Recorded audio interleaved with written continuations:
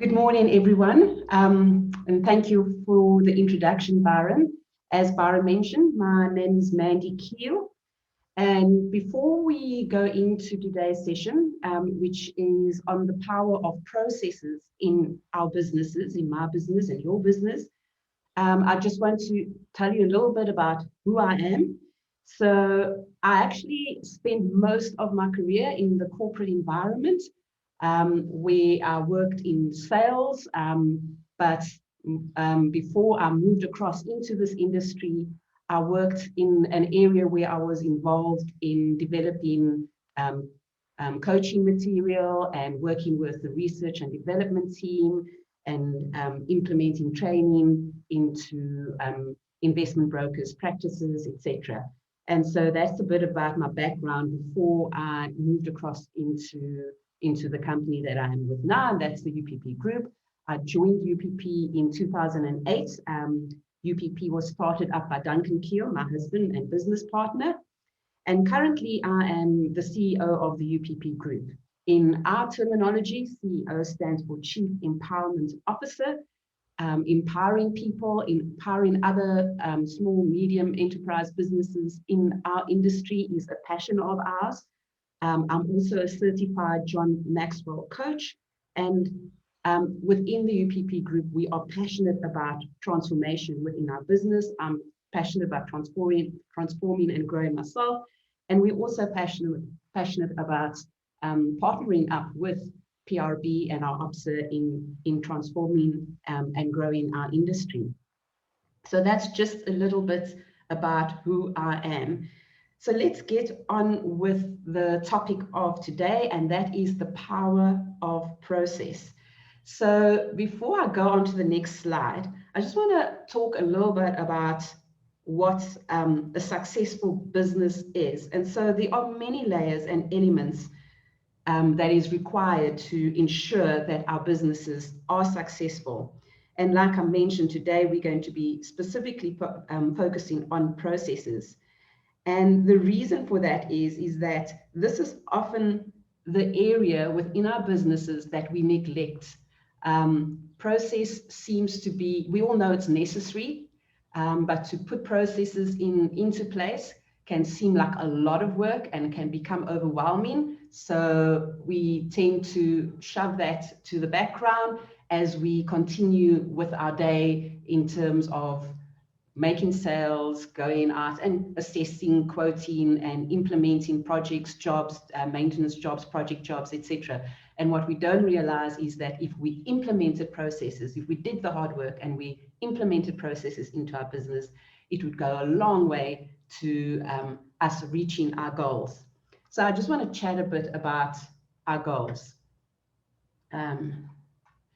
And you know, we're still at the beginning of the year, and at the beginning of every single year, a lot of us, we come up with these goals we want to achieve or New Year's resolutions. And I just want you to think of that, because I'm sure we've all done it, where we've said, this year, I'm going to get fit, I'm going to get healthy, I'm going to buy that, I don't know, motorbike that I'm dreaming of, whatever your New Year's resolution is.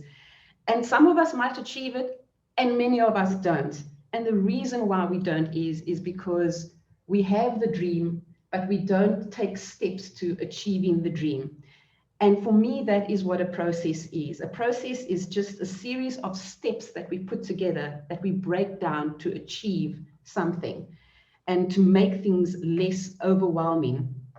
So I mentioned earlier on that I am a certified John Maxwell coach, and John often says that it's motivation that gets you going, but discipline keeps you growing, and processes require discipline. So I'm not sure why you got into your business. I hope it's because you had a passion for this industry, a passion for plumbing, and that's what got you to starting up your business. And you took that big step, that risk, because it's a risk to start up a business.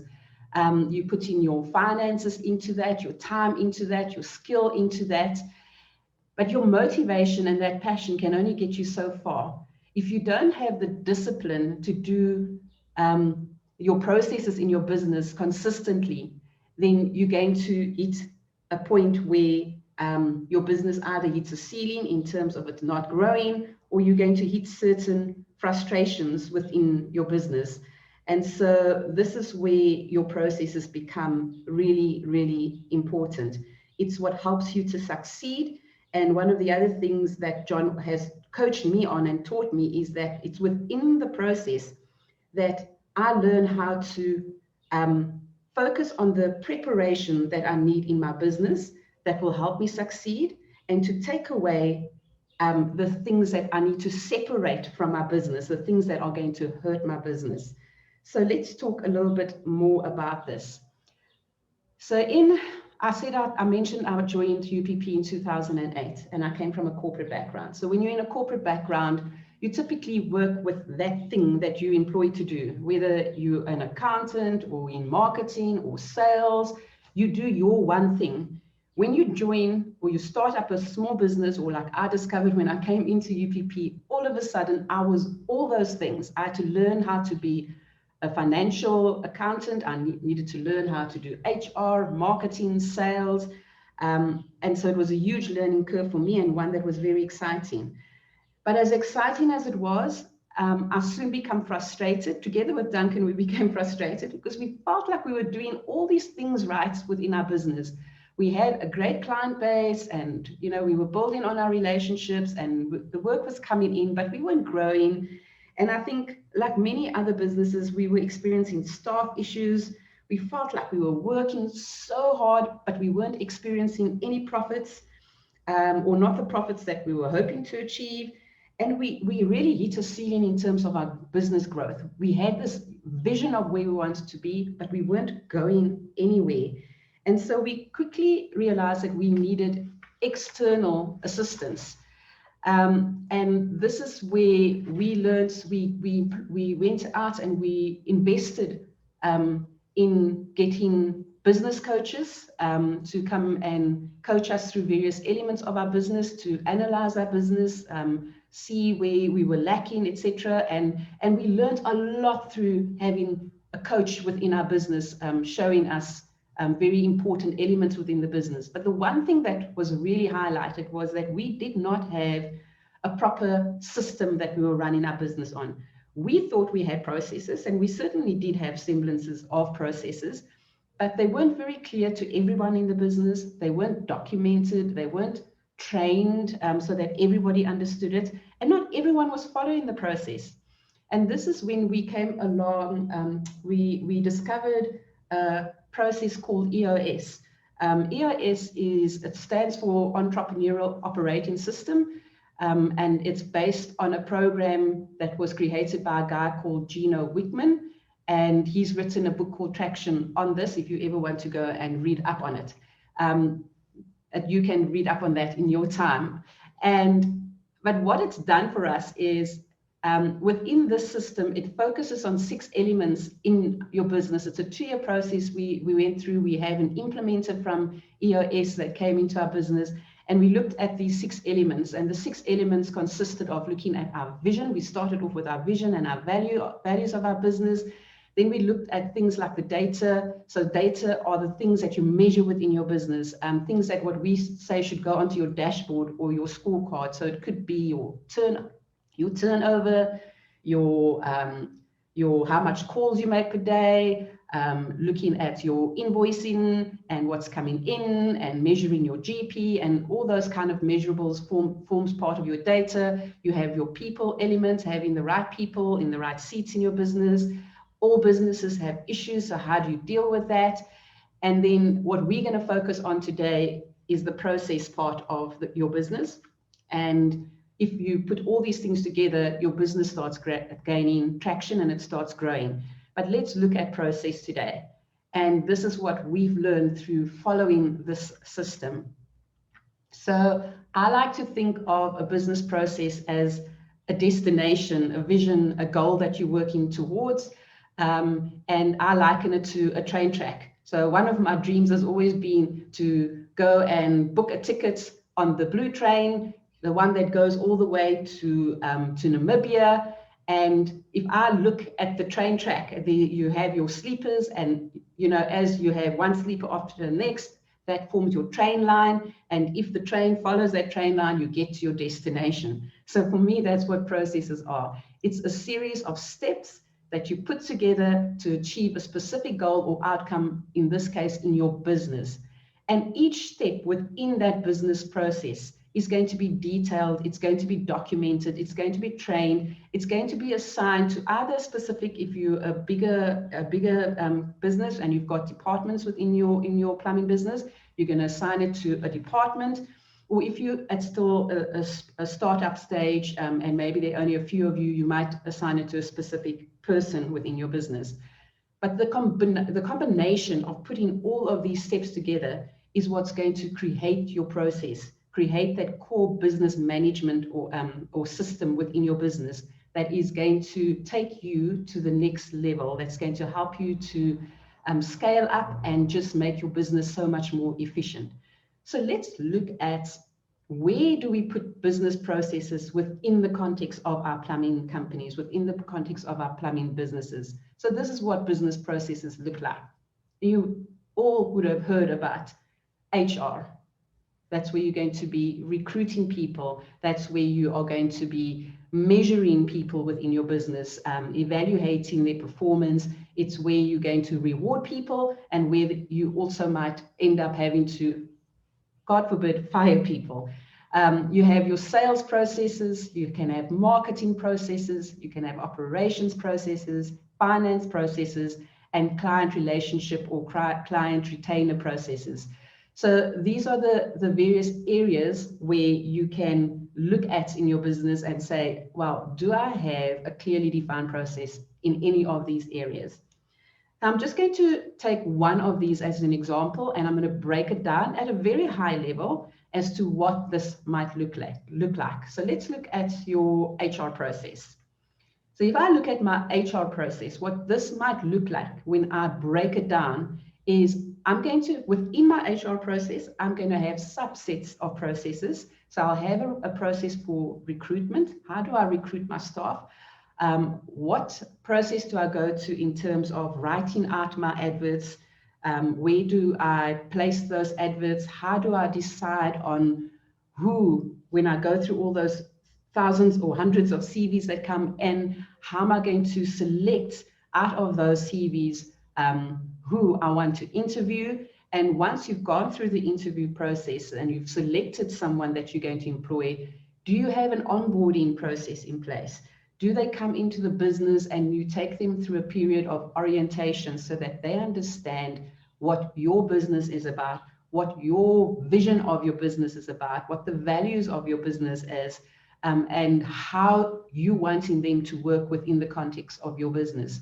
Do you have a process for performance reviews?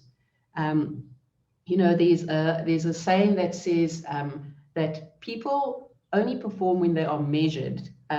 So if people know they're being measured, then they tend to be more intentional about their jobs. They're more intentional about doing the things that the business requires them to do, because they know that when their reviews coming up, these are the things that are going to be looked at.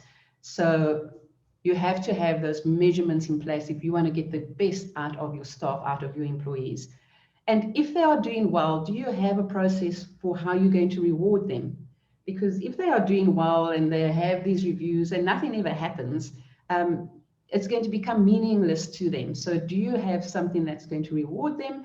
And similarly, if they are not performing, do you have a process for performance management within your company? Something where you say, okay, you are doing fine in these areas, but not in this area. Let's see what we as a business can do to train you, coach you, and help you to get up to the level that you need to be so that you are performing.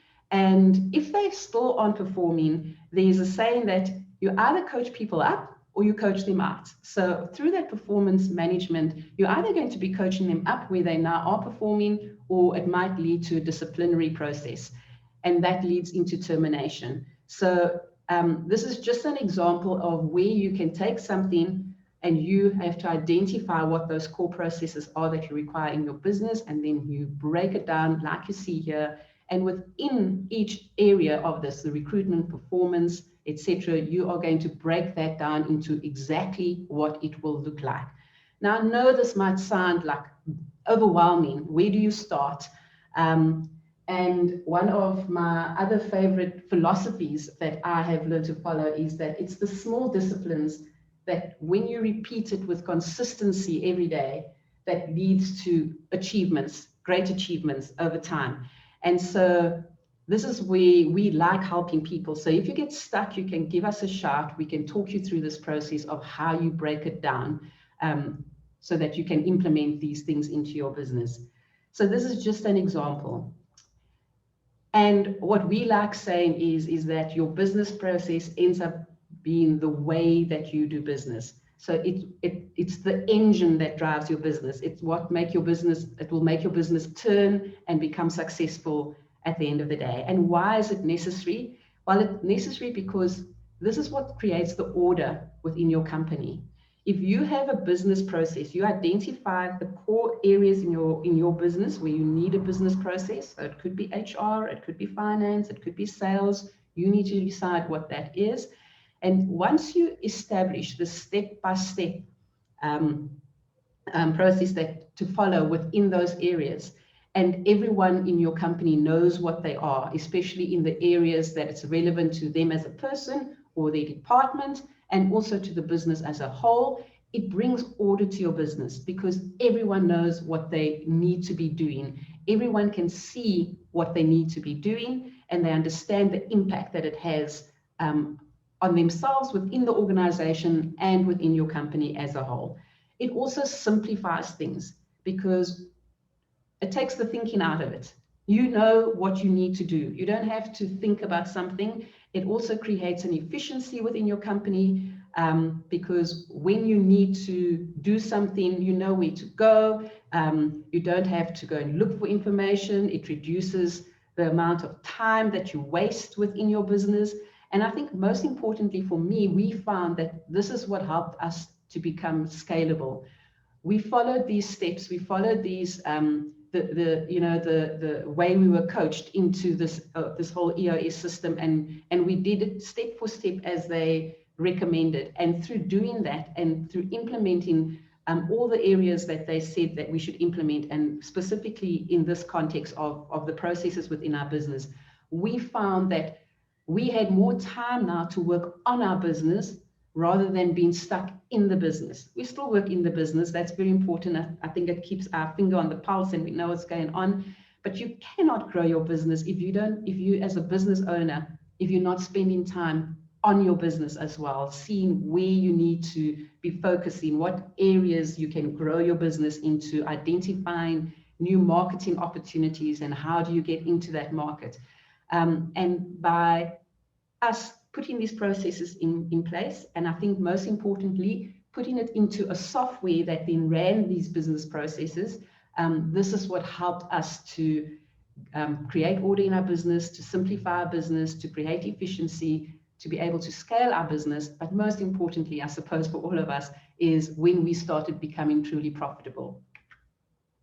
So just a couple of steps to end off with in terms of how you can go about identifying what you need to do is, number one, you need to identify the core processes that you require in your company. And to do that, you need to look at what your goal is, what your vision. I hope you have a vision for your business, and I hope you've identified what your business values are, because I think for us, that was the starting off point, really clearly defining what our vision and our values are within UPP, and that's where everything then flowed from. So identify that. Then you take each step, each process. So if it's HR, if it's sales, you really spend time planning that, mapping out the process for yourself. And once you've done that, set out the steps and assign the steps to the relevant departments or people within your business. Then you need to test it. And we found that one of the key things to running a successful business is to simplify things. Sometimes we often make things too complex. So to simplify things, so you test it, and where you if things are not working, you have to revise it, you simplify it. And once you've done that and you're happy with what you're experiencing, you then need to document it. And that's, I think, the part that we all don't like doing, is the documentation of it, because that is time consuming. But I want to say this is where we learn to also outsource certain things. I don't have the time or the capacity to do the documentation. So we went and we outsourced the documenting. We brought someone in, an expert in this field.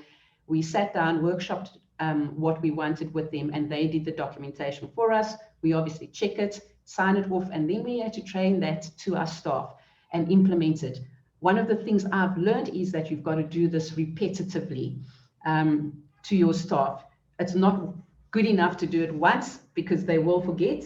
One of the books that I read once, it's by a guy called Robin Ringer, and he writes a book on $1 Million Habits.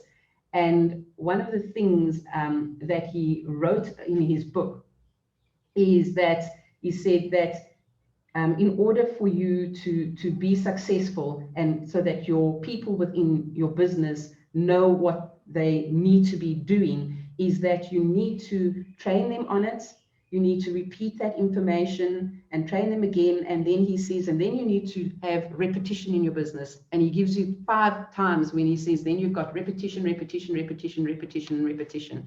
So if you follow that, eventually the wheels just start turning and people then know what they need to be doing. So you need to train, implement, and do that repetitively, and so that everybody is on the same page. And then you need to monitor it. If there's something that I've learned in business, is that you need to consistently monitor things, because things change. Software packages change, processes change, elements within your business process will change. So if it's HR, and let's say you're looking at recruiting or firing, you're governed by your labor laws, and that can change. So you always need to be monitoring to make sure that your processes are in line and compliant with the areas that you are measuring over there. And yeah, so for me, that's the steps that we've taken to implement processes into our business, and that's really worked for us. And one of the other people that I look up to in this sphere of business process is a guy by the name of W. Edwards Deming. He is the founder of the Deming's Institute, and he focuses hugely on how organizations, small or large, work to become successful. And one of the things that he says is that if you can't describe what you are doing as a process, then you don't know what you are doing. So process helps us to clearly see what it is we need to be doing, when we need to be doing it, who needs to be doing it, by when they need to be doing it. And if we take all those steps and we combine it together, it helps us to achieve what we want to in our HR, in our sales, in our marketing, in our financials, and in our client relationship management. So that's it from me today. I hope you found that helpful, and I'm going to ask Byron now if anyone has popped any questions in the chat that we can look at. If, ladies and gentlemen, if you have any questions, please do put it in the chat. There currently aren't any questions. Is there anything you would like to add, Steve?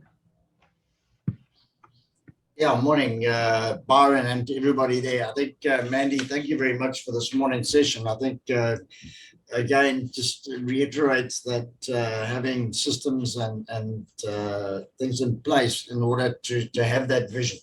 And I think to have that vision is, like you said, is to make sure that we have the goals. And I always, from my side, look at it as a team. Game of rugby, the coach knows what the vision is, the captain knows, but does everybody else in the field know? We all know what happens when that doesn't, and you don't have that synergy in terms of what is our expectations, what are we doing? And I think it's something that we as business owners need to have, that guidance. And it was really great to hear that, all the books that we read, if you don't know something, get somebody in that does. And I think that's one of our key focuses, is that sometimes we think we can do it all ourselves. And the amount of time that we find getting frustrated when just getting and outsourcing something to come in, or somebody to come in to do it, just adds that huge amount of value. And in many cases, the staff, although you might be telling them the same thing as the outside coach. But when they come in, they go, okay, now it makes sense because it's coming from a third party. So yes, I think all of what you've discussed here this morning, and hopefully in the future, will just be able to give us the guidance. And I think one of the key things for me when I was in business is sometimes is get somebody to look at your business. We work in it, we live in it, we work on top of it, etc. But I think the key thing is sometimes to get an external pair of eyes to just have a look at it. We always sometimes critical of other businesses, but we might be doing the same in ours. So how do we do things better, and who better than sometimes another pair of eyes to just come in and observe and look. So thank you, Mandy, for that. Thank you, and you're absolutely correct. I think that's what transformed our business, was getting in external help. And I think we need to realize that we need to invest in our businesses. Sometimes we're scared, we say, oh, that's a lot of money, but you need to invest your business if you're going to grow your business. I fully agree. Thank you very much for your efforts this morning, and to everybody that attended. I think there's some real great value and nuts and bolts for us to go and have a look at. And again, when we talk about, reading, it's one of those things, just take that quiet time, just get involved, read, go online, do what it is. But, there isn't a book that I've picked up that I haven't taken something away from, in terms of looking at the value and what we want in terms of our business. So thank you. Thank you very much. Thanks so much. Thank you very much, Mandy and Steve.